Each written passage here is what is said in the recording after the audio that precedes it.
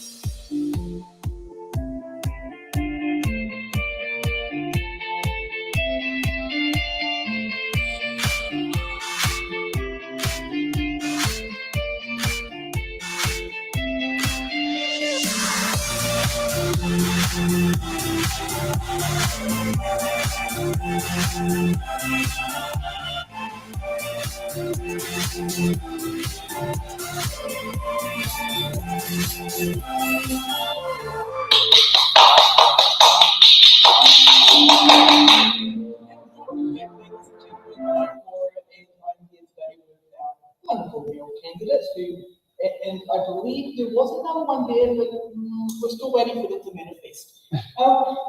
Fran, would you like to introduce yourself? Thanks very much. Kia tata everybody. I'm Fran Wairarapa and I'm running for Mayor of South Wairarapa, the most beautiful part of New Zealand. And I'm doing this because we desperately need leadership on our council and in our community. The council needs to be much more responsive and open and transparent. It needs to provide real value for money, and it needs to be recognised as having all those attributes by the people of the community. And right now, that's not happening. So the first thing for me is a culture change at the top of the council, which is amongst the elected people, and then making the council, bringing the council along with us so that actually we become the most helpful and loved council in New Zealand. That would be my ambition. Well, I couldn't agree more. You're the only one that's here tonight. You're the only one representing the Ballot. So with that said, shall we go through some questions? Right. Awesome. All right. First question up. Question A. What political party are you linked to? I'm not linked to any political party. I'm running as an independent, and I have not been a member of a political party for many, many years. I have to say, I think that local government should not be full of political parties. I think it's really important that people are there to represent the community and to do what is the right thing for their community. Well said. All right, question B. Should rural communities have a say in the operation of council-owned rural water schemes? I think rural communities do need to have a say in all that sort of infrastructure, and there are ways of engaging them and involving them that I think would be quite effective. But for sure, they're important for them and they should have a say.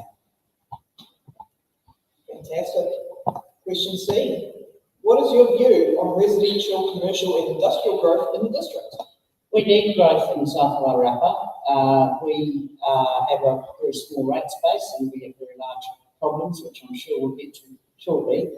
So we do need more economic activity, which I'll also talk about. However, growth needs to be managed carefully. It can't just be random, and we don't want to spoil the ambience of the district, and we can do that if we think through it carefully. Alrighty, question D. Do you think council is doing enough to maintain South Wairarapa's rural roads? If you live on the end of a rural road, you'll probably say no, but we have something like nearly 700 kilometres of rural roads. We have 40-something bridges. They are immensely expensive to maintain. Half of that money comes out of the ratepayers' pockets, and the other half generally is a government subsidy. So I think we've got to think carefully about how we manage that rural roading network. I mean, one of the answers, which is not in our court, but I would certainly be working with other councils, would be to ensure that we can get a bit more of the road user charges that the government takes from the heavy traffic, particularly logging trucks that chew up our roads, which just simply aren't designed for those sort of axle roads. So basically, for a user, the answer is probably no, but for a council, the answer is probably we're doing the best as we can at the moment. Let's find some other ways of helping out. Ready? Question. There has been much media coverage about candidates' behaviour towards fellow candidates over the country. What are your personal values that make you a suitable candidate to be a councillor? I think that you need to be able to talk through issues in an intelligent way and don't play the person, play the issue. That's really important that people do talk about issues. We will always have disagreements, even when you're with a group that have the same approach. You'll find there will be differences, and you just need to have time to talk things through and make sure you come to the right answer. When you're running against somebody, it's more difficult because you're not there to come to an answer. You're there to get elected. But I think it's particularly important to keep our campaign civilised. And when you see what's happening in some countries overseas, we do not want to get like that. All right, question E. The government and taxpayers union have been accusing councils of being irresponsible with large percentage rate increases. What's your view? Well, the large increases have been driven in many instances by what local government calls unfunded mandates that they're handed down from central government.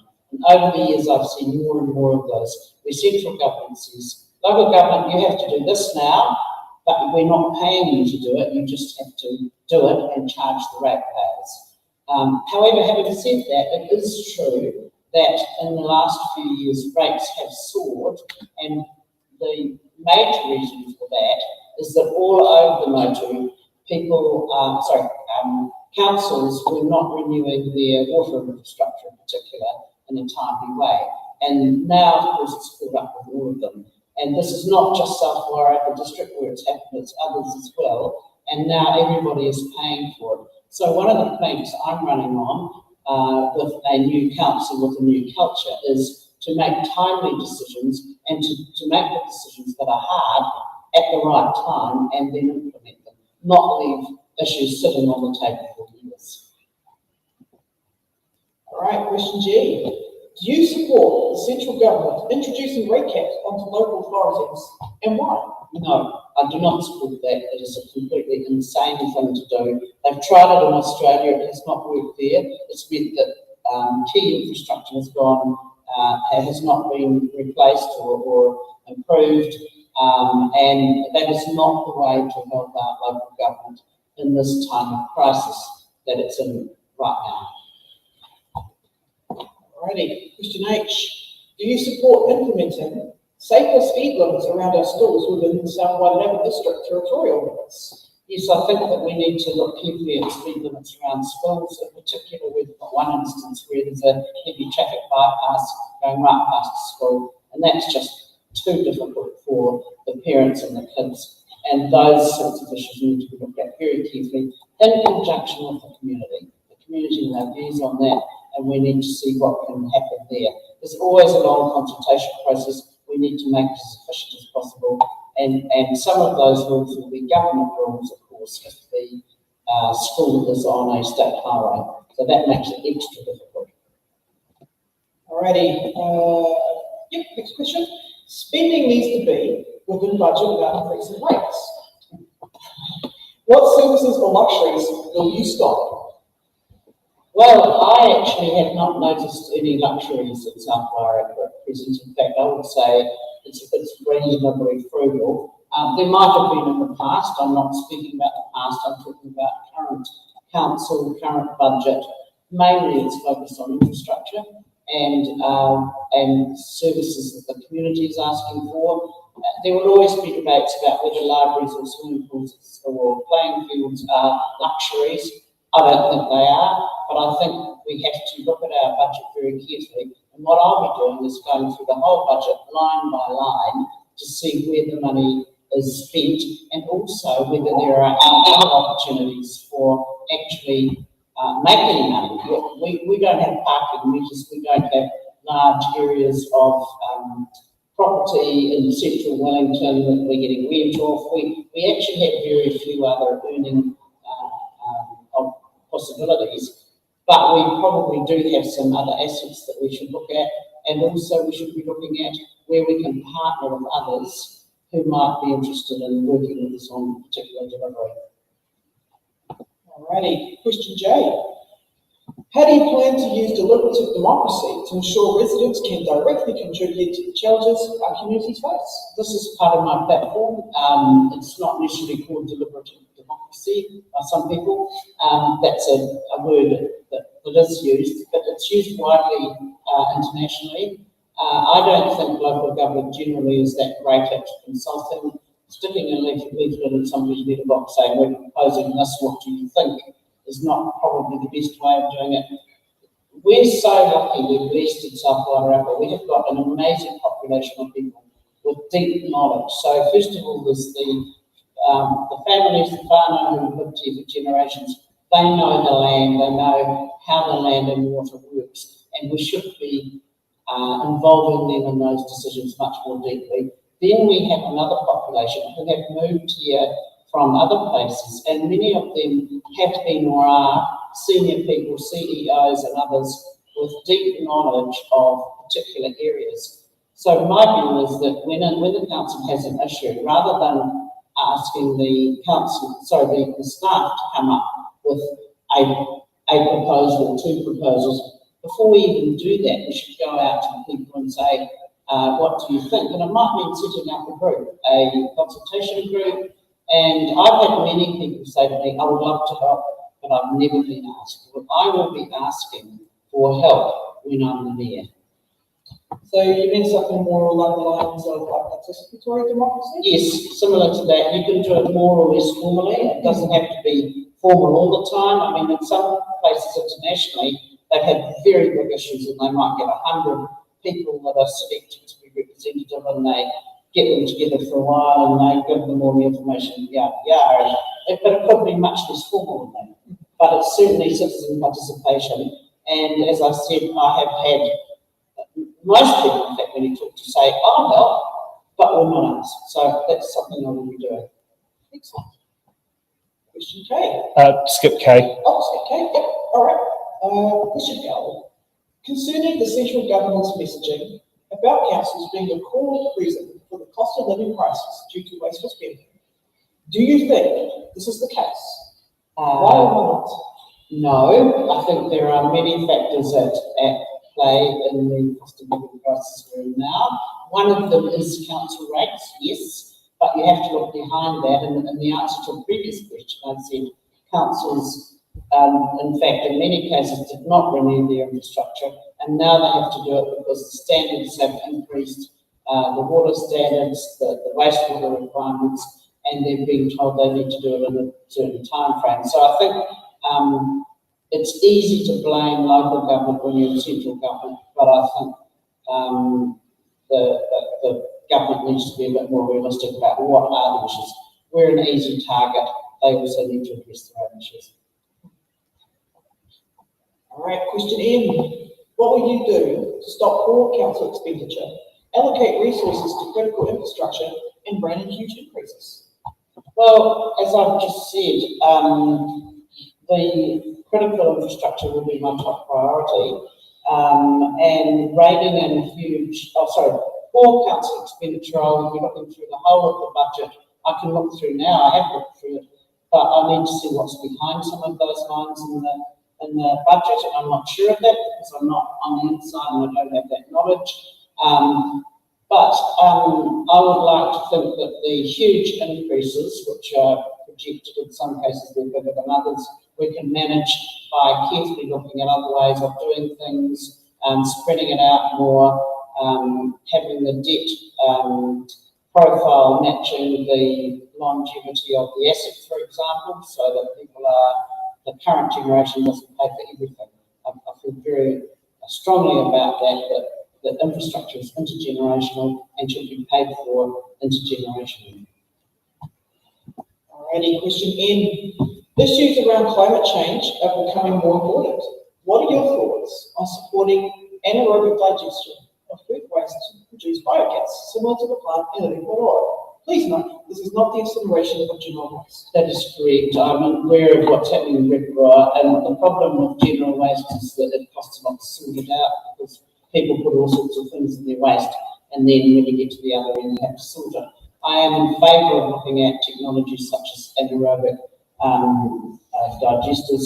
In fact, there's a group right here in South Wairarapa working on this technology, and my view is we should be looking at that for our sewage disposal. We've just had a big cost, which has been more than the financial cost. It's also because the sewage plants needed desludging, which hadn't happened for many, many years. They had to put a stop on building consents in both Martinborough and Greytown, and that's had a huge flow-on impact to builders who've gone out of business in some cases, to the suppliers, and then to all of the local economy. So if we can find ways of providing that infrastructure in a more cost-effective way and also in a more environmentally friendly way, then I'm all for it, and we will be looking at that. Good opportunity to get some good fertiliser too while you're at it. There's a lot of things you get out of that. You get power actually. Oh yes. Generate electricity. Yes. All right, question O. Martinborough is set to become a huge growth hub, but there are major challenges before this is a reality. What do you think the most pressing challenges are, and how would you address them in order of priority? We can change Martinborough to just South like that. Yeah. I don't think it'll be a huge growth hub. I would like to see it as a growth hub, however, and as I said earlier, it has to be managed carefully. It can't just be kind of random development. But the main challenge now is the infrastructure. We just simply we can't take any more people in some places because we can't provide that infrastructure. So we have to nail that first, get it done, and then we can look at growing the economy, which is another strong plank of mine. The council is not the only game in town in terms of funding for things. So if we have a bigger economy, we have more highly paid jobs, we have more entrepreneurs and people working here, we have more processing of our primary products, all of that, then that is going to make this place wealthier, and it's actually going to make it easier to do more in the future. So it's a very good circular economy there. Excellent. Alrighty, so the council has lost many of its staff who have roading, engineering and planning skills and have contracted out these activities. This has led to a blowout of costs for work. 40% of roading repair costs go to traffic management. What would be your solution to employing the appropriate staff in council and using local expertise and businesses rather than outsourcing the work? Well, there's actually a few issues tied up in that question, and I'd like to unpack them. So firstly, the traffic management requirement is not a council one. That comes straight from central government. And this is an issue not just in South Wairarapa, but everywhere. We had 70 cones more actually outside the street where I am, near to our gate recently for a week or so, when frankly it wasn't needed. I've seen small dead end streets with huge traffic management on them, and you know, a person with a walkie-talkie and that one car an hour going through. It's ridiculous, and it's one of the things I agree with this government on. We just have to be a bit more sensible about traffic management. So to take that out, that's not the council's fault. I don't know how many staff with roading engineering planning skills have gone. It is a very small council with a very small ratepayer base. We will never have the capacity to be able to employ the very deep technical knowledge that we need in every area. We will always need some consultants. So to me, there's two tricks here. One is manage your consultants well, and that's really important, and I'm not sure that that's happening. The consultants and contractors have to be managed well, and again, it's probably something that's a bit more general to local government, especially smaller councils. But the other one is when you're going out with a job, and some of these are quite good contracts that they're doing, you can actually write into your contract requirements for the use of local contractors, and that's not uncommon. And of course, it has to be not pushing the price up, but if there are good local contractors, of course they should be used. But it has to be managed properly by people who know what they're doing. And I wonder if in the past this has just been a bit sloppy in the council, which is why people now have this view that this is what's happening. I got to ask, what are your thoughts about the road cone hotline? Oh, well, I mean, frankly, we would all be ringing that every day if we took that seriously. I've seen a few road cones that people have picked and used for other things. Maybe they're just taking it into their own hands. I did stick googly eyes on one, but yes. Outside of Ekaterina, if you're driving past. Right. Okay, question Q.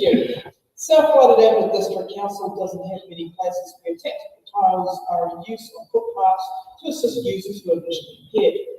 Is this a core function that the council should provide or a nice to have? It's kind of neither. It's not necessarily core, but it's more than nice to have if you're visually impaired. Our problem again is our size and scale and the number of the population. I mean, we've got fewer than 12,000. I mean, we've got breaks. If they haven't, fix the sewage plant, fix the water, and actually that probably comes first ahead of the technical tiles on footpaths. I've seen them used in cities, and they're great. So it would be something that should be looked at, but probably isn't going to be a top priority. One question that I've always wondered is, what is defined as a core service? Like, as local governments, what do you guys consider to be core services? Because I know central government's like saying pipes and roads. What do you think? Well, I think pipes and roads obviously are core, rubbish, and for many people, including me, there are community services as well. So provision of playing fields, nobody else is going to do that if the council doesn't do it. There will be no playing fields for kids or adults. Pools and libraries. I mean, pools are an interesting one. If you've got a family and there's a pool that's phenomenal, and you're not going to say to your kid, get on your bike and ride 30 k's to the nearest pool. That's just not going to happen. You can walk to the pool, kids, today, and I'll send you. Yeah, walk the 30 k. Yeah, walk the 1k. So I think there is probably a debate to be had over what is core services. I also believe that economic development is pretty important. So what we've got now in New Zealand is a government saying we want more tourists. Okay, this is their policy. And it's good, but we want tourists who will stay for longer and spend more. That caveat should be put in. And also, move them out of the current big tourist centres. So Queenstown is reeling under the mass of tourists at the moment. Tekapo, which is a dark sky reserve, has got too many tourists. Wairarapa is a dark sky reserve too, but nobody knows about it. So we do have a tourist promotion arm, which is funded partly by the councils, the three councils, and partly by the private sector. But we don't have anyone who is developing the tourism product so that when these extra tourists arrive in Aotearoa, they can come here and there'll be things for them to do. We don't have anyone here in Wairarapa promoting inward direct investment for that we would need for economic development. So economic development is absolutely critical. That includes tourism, but here it includes other things as well, ancillary to, for example, the primary sector, which is big here. So we need water infrastructure, we need processing infrastructure, and that won't be just councils writing out a cheque, but there is a case for a little bit of oiling the wheels there from councils. And frankly, because that's a public good, and if they don't do it, then nobody might do it and it might not happen. But if you want to get the private sector to invest, which I do, sometimes you've got to help a little bit at the beginning to get them in. Well, it sounds like the Wairarapa Dark Sky Reserve and it's in the Ballot have something in common. Not many people know about us. Working on it here, though. Working on it. All right, Christian. South Wairarapa district has some cycleways along its arterial routes throughout the district. Is this a core function that South Wairarapa District Council should provide, or nice to have? Well, this is part, I think when you're talking about cycleways in that question, that's cycle trails, we call them, which are generally off-road. They're not the kind of cycleways that you see in Wellington or Auckland where, you know, they're down the road, cycles on that side, cars on that side. They are actually cycle trails. So my view is that they are part of our core tourism product here in South Wairarapa. They should be. We've got brilliant countryside for that. And again, that's a case of maybe, no pun intended, council oiling the wheels a little bit and then helping to get private sector investors or philanthropists in. You know, the John and Mary Brown cycle trail is a pretty good thing to have, and there are people that might help with that. So to get that money though, you need a little bit of the council to help with that. All right, question is, this term, the outgoing mayor, this one, has been under great pressure and at times been treated with derision by councillors. How will you ensure respect, working with different views, accountability and transparency? I think all of those things are very important. I've worked with and chaired numerous groups. I've chaired a big council, a regional council, and a number of boards, both private and public sector. You're never going to get everyone around the table agreeing on everything. That is just axiomatic. You have to have respect, you have to listen, and you have to work things through. And but when you come to a decision, everybody has to stick with it. That's really, really important. So if I'm changing the culture of the council, starting at the top, with the elected people, I want people with strong values and people who actually walk the talk and whose behaviour demonstrates those values. And that's what I'll be doing. All right, question T. What is your approach to handling controversial and complicated issues? Well, it's similar to the answer to the last question. There are always disagreements. First of all, you do need to make sure you're well informed and you have as much information as possible without stupidly overloading people, but you do need to know the facts. And again, in local government, I think it pays to go out and actually talk to the community first before you get anything formally in front of the council. So even if it's a consultation issue where theoretically the council haven't yet made up their mind going out to consult on something, and the road, Cape Phillips Road has been an example of that, the Cape Road. My view is that deeper consultation with locals would have been helpful first to come to some proposals about what the options can be, rather than having it kind of sprung on people so quickly. And I think that's the key to getting a lot of good decisions. That you actually, the It's called front-end loading, basically, instead of building all upwards. All right, question you. If you are elected, will you accelerate council spending on unwanted grant projects and concentrate on vital, necessary infrastructure needs, such as roading and water? I think we've answered this before. I don't think there are any grand projects in South Wairarapa. Nobody's suggested anything that's diamond studded, as far as I know, or gold plated or whatever. And of course, when it comes to, there are some areas which are grey areas where some people would say, no, that's not necessary, council should do nothing there, and others would say, that's actually really important, that's a critical service that nobody else is going to deliver except the council. So that is the debate that the council needs to have with the community. But right now, I don't think there are any grand projects. But for sure, infrastructure has to come first here.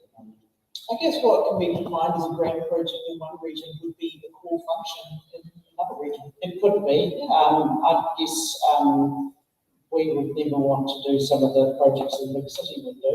I mean, it would be inappropriate for a rural council to do that.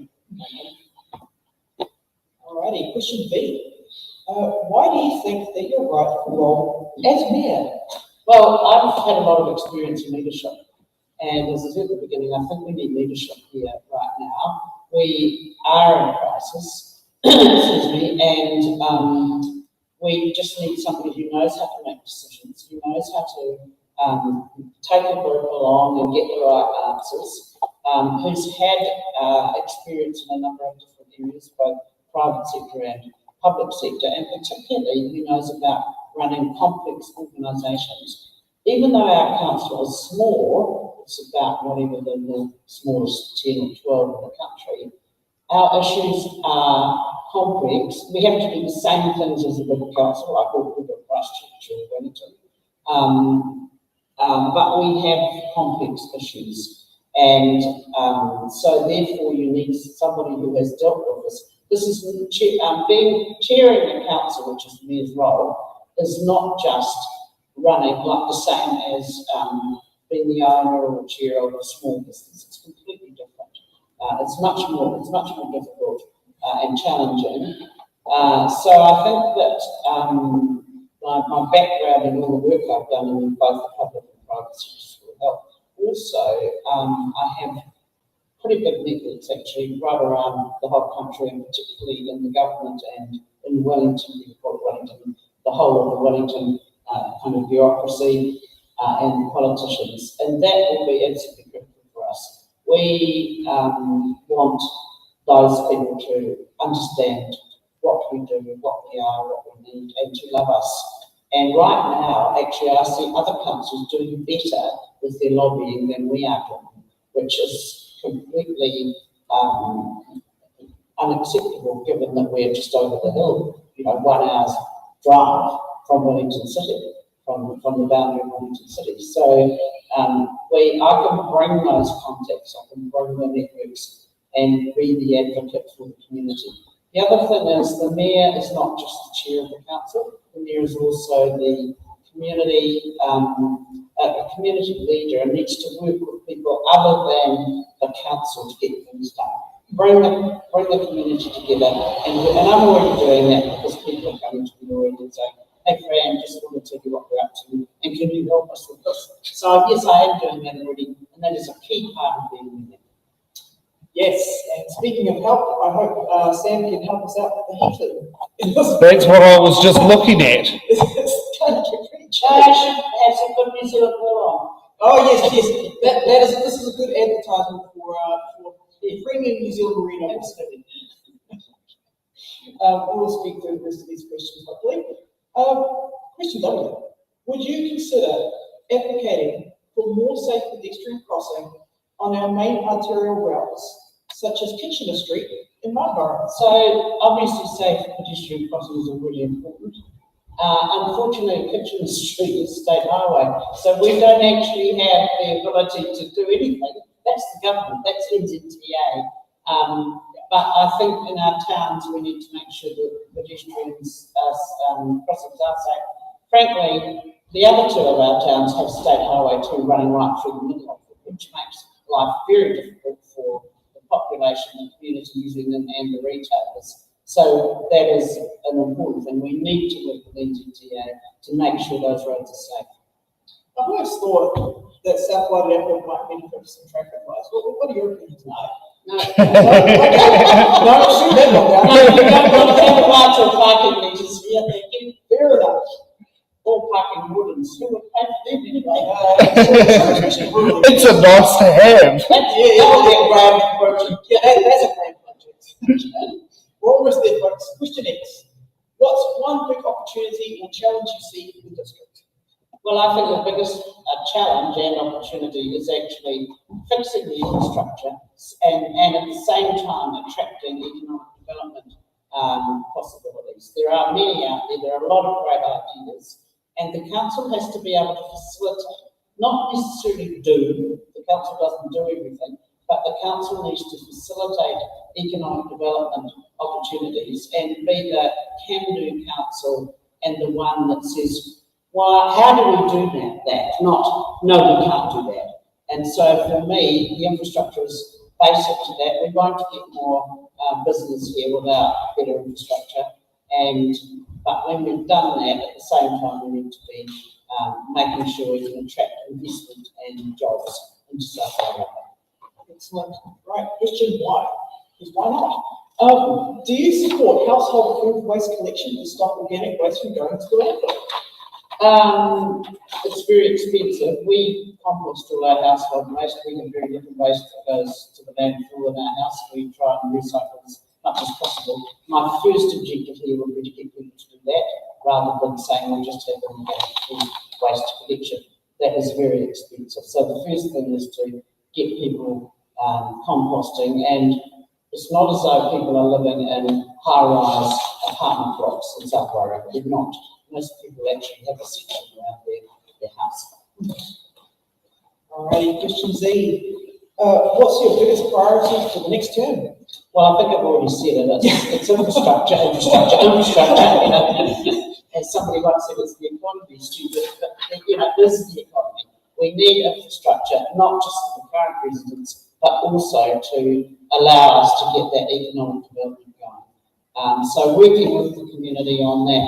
And also not forgetting the social side of things. We can do a lot working with the social organisations. We have many fantastic groups in South Wairarapa who are doing things in their local communities, and the mayor and the council should be supporting them, not necessarily financially, but by just making life easier for them, putting them together with other people when it's appropriate. So my priority is to actually have a thriving community here, which requires a thriving business sector as well.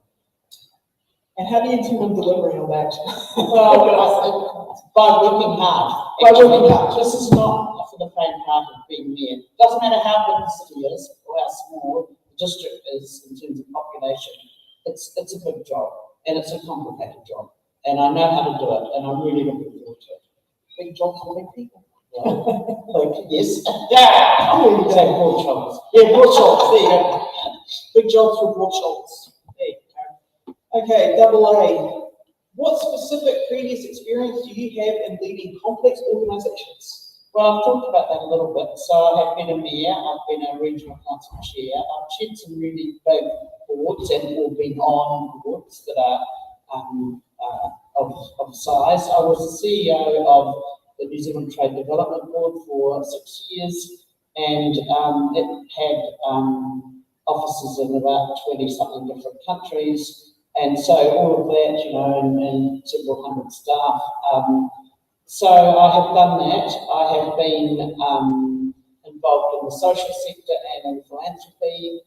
I still am actually, and so I understand that as well, which is really important, as I said, for our community. It's not just all about commerce and business, it is about the social side as well.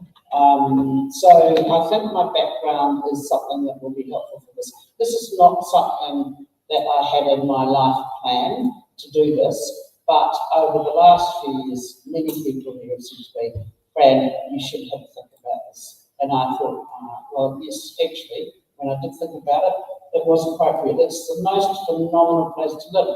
This is magic. Please come and visit us, everyone out there. Even if you don't want to live here, we'd like you to live here too, but please come and have a look at us because it's very magic. It's very special. Yeah, it's a beautiful location. I was thinking that when I was coming down here, so I'm like, oh, Martinborough is absolutely Not stunning. just Martinborough, all of us, the whole, right down to the coast. Yeah, absolutely And stunning. all our rural hinterland is just beautiful. AB, question AB. I think this is the last question actually. We'll get hard-hitting questions. Right. Have you got any experience in civil defence and infrastructure resilience? And if not, how would you learn about these issues if you were a mayor? So this is an area I've had a lot of experience in.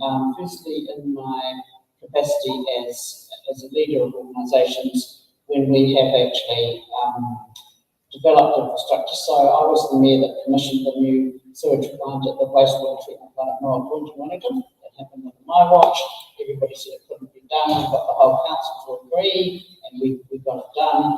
We also did a few other little bits of infrastructure like the stadium, but also I had a plan there for renewing the pipes. Not sure what happened to it. 15 years later, some of that was not done.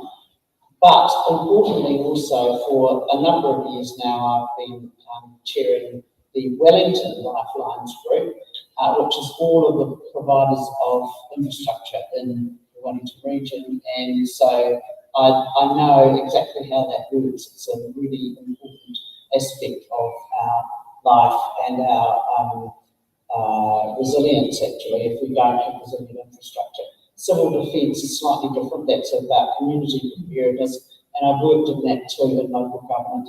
And I do understand the importance of the community actually basically embracing that. Here they do, and our community boards here have been very good at actually helping, enabling the community to think about what their civil defence preparedness should be. So for me, this is not a new issue at all. It's one I've been engaged in for decades now. All right. Now we're up to hard-hitting questions. Sam?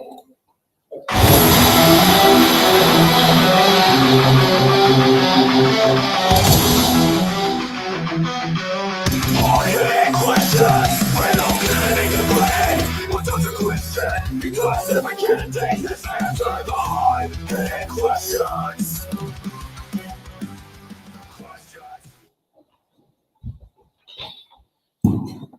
We're ready for the hard-hitting We're ready. I We're don't know. waiting. Sam's now ready. Okay, Come on. Well done, mate. Yes. Right. Hard-hitting question number 1.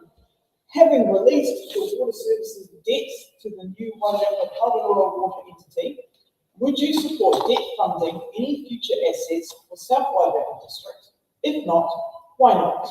If yes, are there specific assets you would support that would be funded by new debt paid for throughout the council rates? I am in favour of debt funding for big and long-lasting assets. In New Zealand, we have assets that might last much longer than they do in many other countries. Most of our assets seem to last for about a century. But we have had in the past this notion that the current generation should pay for everything. So I think that they should be funded intergenerationally, and that is the fair way of doing it. The question for any council, including South Wairarapa, is how much debt can you carry? Because of course, when you carry a debt, the interest on that is paid by the ratepayers. So you just have to measure as you go, make sure you're not committed to too much debt.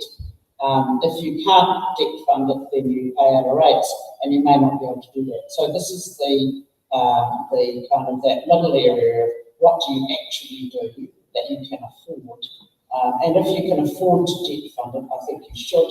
It's the much fairer way of delivering big infrastructure. Alrighty, hard-hitting question number 2. Do you support the 3% rates cap petition that was presented to the South Wairarapa Council ahead of this year's rates decision? No, I don't support that. I think that was an ill-founded petition, and I know it was signed by many residents of Martinborough. It was a Martinborough-driven one. A lot of those people have said to me, look, I signed it because we just want the council to start behaving properly and thinking and managing itself properly, and I agree with that. but they never expected a 3% rates increase. They knew it had to be more than that. And I think asking for a 3% rates increase in the current circumstances doesn't make any sense, because if we can't do the infrastructure, then we will be in this eternal loop, because we can't have any more new houses consented and or more people. The businesses here are very, very hard hit. It's been pretty bad. So we've got a global economic issue going on. We've got a national one, and we also have a local one here of our own making, and we have to fix it. So the rates take this year that the council wanted was about 4.5%, between 4.5% and 5%. Hits everybody differently, of course, depending on the sort of property they have. And they have projected out. I would like to be able to keep some of those projected numbers below what they're saying, and we do that by finding, as I said earlier, maybe some different forms of technology, working with the other councils in the region so that we can do things, spread that cost a bit more, and it actually works out better for all of us, and various other mechanisms as well. So my ambition will be to keep the rates, the future rates increases below what's projected. But actually, I think 3% it makes no sense in the current climate. It's not even the rate of inflation for the big work that councils do, which is things like buying, well, the cost of concrete, bitumen, and oil, the sorts of things that councils actually are spending on. So what are some things that, I mean, this is not a hard-hitting question, so it's more supplementary. What are some things that you think council could do to help people who are struggling to pay rents? There is a small capacity for deferral, and there are some rules around that. But I think the best thing we can do is be more careful about the spend. And as I said, I'll go through we need to go through the new council needs to look at everything and say, is that absolutely necessary? One. If it is there another way of funding it? Is there some way we can partner or collaborate with somebody else? So do we have to own those things, or could somebody else own them and we lease? Those sorts of issues. We've got other possibilities too for, I mentioned things like cycle trails, maybe there's some philanthropy. We have some wealthy people in this area, but not everybody's wealthy. We have some very poor or cash-strapped people, particularly those on fixed incomes, retirees who are just on their superannuation. And I just spoke to one this morning when I was in Featherston, and she said, I'm finding it really hard. I've got a great grandchild that I'm raising, and this is all my only income, and my rates are too high now. So yes, you can get rates relief, but I think the best thing, as fast as possible, is to find ways of spending less money if we can. All right, last hard-hitting question. What is your position on retaining Wairarapa District Councils Te Karu or Te Ika o Maori Board, the South and Greater Wellington Regional Councils to Upupo or Te Ika o Maori constituency, and why do you hold that position? So the Maori boards and the head of the official Maori, I think, are actually quite important. Where our nation is not the UK or the US or any other, or Australia, it's actually Aotearoa New Zealand. And Māori are our tangata whenua. The local Māori here have the mana whenua on the land. So I think just historically, I think it's really important to involve them in the decision making. If you want to be practical about it, our two iwi Māori here have now had their treaty settlements completed, and they are investing. They should be really great partners for the council. We should be working with them, and we need their voice at the table. So to me, both practically and in the sense of who we are as a nation, the Māori boards right now are important. I will certainly be voting for it. It could be that in years to come we have many Māori on council and they're not necessary anymore, but right now that is not the case. Although we have Māori candidates running for some of our seats, our general wards here in South Wairarapa. Alrighty, that's pretty much it for questions. Would you like to give your closing statement? Well, just generally, some of the things that I've said during the interview, it's important that we get some experienced leadership. We can't have a learner driver in the mayoral seat. We've had that before and it hasn't worked here.